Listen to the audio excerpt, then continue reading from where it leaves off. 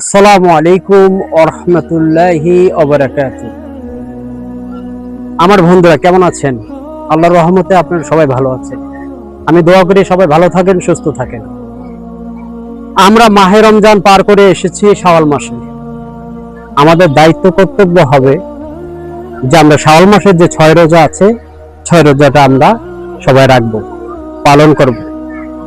যদি বলেন 6 রোজার ফজিলত কি, তাহলে আমি আপনাদের বলি 6 রোজার ফজিলত হচ্ছে হাদিস শরীফে বর্ণিত আছে, কেউ যদি রমজানে 30 রোজা রাখে আর শাওয়ালে 6 রোজা রাখে মানে 36 রোজা, কেউ যদি 36 রোজা রাখলো, রব্বুল আলামিন হাদিস শরীফে বর্ণিত আছে আল্লাহ রব্বুল আলামিন আপনাকে 1 বছর রোজা রাখার সওয়াব দিয়ে দিবে।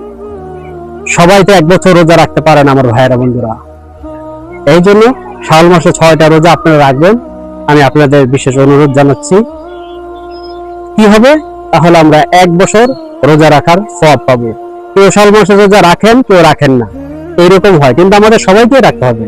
যারা 30টা রমজান মাসে 30 রোজা রেখেছেন তারা শাওয়ালে 6 রোজা রাখবেন। 30 আর 6 36, এই 36 রোজা যে পালন করবে রব্বুল আলামিন তাকে 1 বছর রোজা রাখার সওয়াব দিয়ে দিবে আমার বন্ধুরা।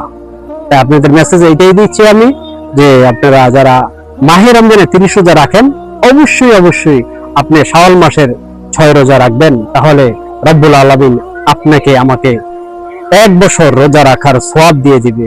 সুবহানাল্লাহ।